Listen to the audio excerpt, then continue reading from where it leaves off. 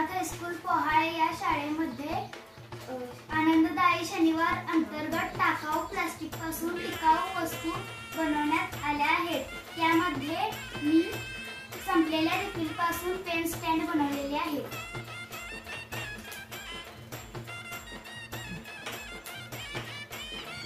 मी टाकाऊ प्लास्टिक पासून कुंडी तयार केलेली आहे. त्यामध्ये मी रोपटे लावले आहे. मी टाकाऊ प्लास्टिक पासून शोभेची वस्तू बनवली आहे. मी टाकाऊ पिशवीपासून फुल ठेवायची दस्ताने बनवले. मी टाकाऊ प्लास्टिक पासून कुंडी बनवली आहे. त्यामध्ये